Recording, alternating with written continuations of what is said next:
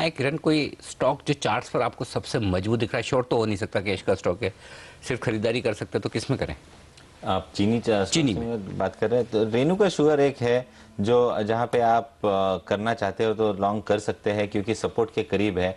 19 रुपये का बहुत बड़ा अच्छा सपोर्ट है, तो आप 18 रुपये 50 पैसे का स्टॉप लॉस लगा सकते हो और ऊपरी स्तर में 22 से 22 तक एक्सपेक्ट कर सकते हो। पर ये कंपल्सरी ट्रेड है तो ही करना चाहिए, नहीं तो मेरी सलाह होगी चीनी स्टॉक से बाहर रहना चाहिए। चीनी स्टॉक से दूर रहने की राय यहाँ पर। लेकिन कुछ सरकारी कंपनियां जो कमज़ोर दिख रही है, पावर ग्रिड, एनटीपीसी, यहाँ पर तकनीकी तौर पर कोई शॉर्ट कैरी करने का मौका दिखता है यहाँ पर?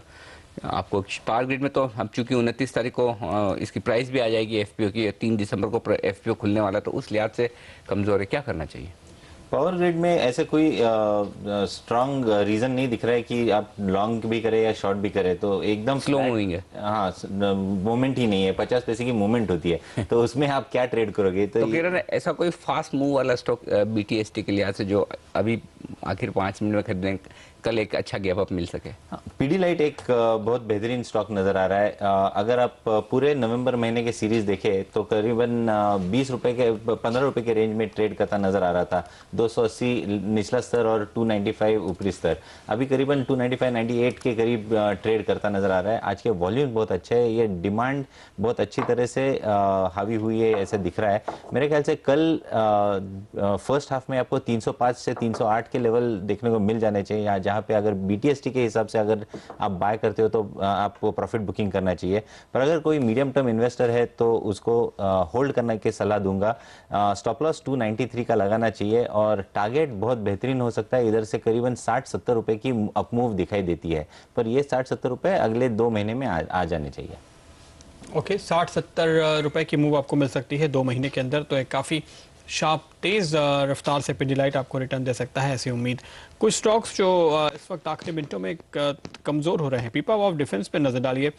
पिछले कुछ मिनटों में ये स्टॉक तेज़ी के साथ नीचे आया है, कमज़ोर होता हुआ ये स्टॉक लगातार दिखाई दे रहा है। रेडिको खेतान एक और ऐसा ही स्टॉक है जहाँ पर हमने सेलिंग बढ़ते हुए देखी है पिछले कुछ मिनटों में, यहाँ भी और ज़्यादा कमज़ोरी देखने को मिली है। इंडियन होटल में भी हम थोड़ी बिकवाली का रुख फिलहाल बनते हुए देख रहे हैं। इस स्टॉक में भी सेलिंग प्रेशर लगातार बढ़ा है और ख़ास तौर पे आखिरी मिनटों में और भी ज़्यादा तेज़ी से ये स्टॉक गिरता हुआ आपको नज़र आएगा। तो ये कुछ एक स्टॉक्स हैं ब्रॉड मार्केट में, मिड कैप में, जहाँ पे अच्छे वॉल्यूम के साथ सेलिंग प्रेशर दिख रहा है। किरण, इनमें कहीं आप कोई साफ ट्रेंड देखते हैं? रेडिको कहता है अगर आप अगर एग्रेसिव ट्रेडर है तो शॉर्ट करके चल सकते हैं, क्योंकि एक अच्छे डाउन मूव के बाद यानी 160 से लेके 130 पे जो क्रैक आया था अक्टूबर एंड में, वो कंसोलिडेशन के बाद आज वापस एक बार नीचे चलता नजर आ रहा है। तो मेरे ख्याल से ये technically descending triangle pattern formation हो जाता है और इसका टारगेट करीबन 117 से लेके 120 तक होना चाहिए। तो आपको और एक 10-12 रुपए की मूव एक्सपेक्ट कर सकते हैं इस स्टॉक में, पर और इसके लिए स्टॉप लॉस लगाना चाहिए करीबन 133-134 का। दीवान हाउसिंग फाइनेंस इस बीच एक स्टॉक, इस पर नजर डालिए। काफी तेज रफ्तार से ये बढ़ा है और दिन के हाईज इसने अब से कुछ देर पहले ही छुए। दीवान हाउसिंग आपकी स्क्रीन पे होगा और ये आप देख सकते हैं अच्छी खासी तेज रफ्तार। कोहली साहब, क्या आपके रडार पे है? खरीद की राय देंगे आप? क्या दूसरी हाउसिंग फाइनेंस कंपनीज के मुकाबले कहीं गैप देखते हैं? नहीं, मेरा ख्याल है हम प्रेफर करते हैं एलआईसी हाउसिंग फाइनेंस को बजाय, और जीआईसी हाउसिंग फाइनेंस, दोनों सरकारी कंपनियों को as compare to Dewan housing finance. हमें थोड़ा इनके एसेट क्वालिटी के ऊपर कंसर्न है ट्रेडर्स के लिए। लेकिन किरण, मौका है दीवान हाउसिंग में?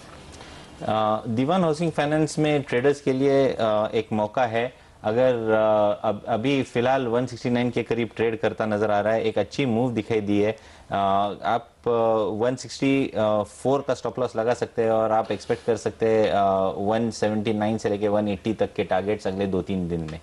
लेकिन कुछ और स्टॉक्स जहां पर अच्छा एक्शन यहाँ पर दिख रहा है, HDIL फाइनली 6% ऊपर बंद होता हुआ दिख रहा है। किरण, 50 रुपए पर बीटीएसटी का मौका है यहाँ पर?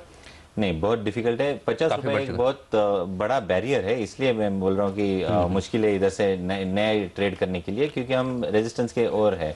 तो मेरे ख्याल से अभी एक फ्रेश ट्रेड रिकमेंड नहीं करूंगा मैं इधर।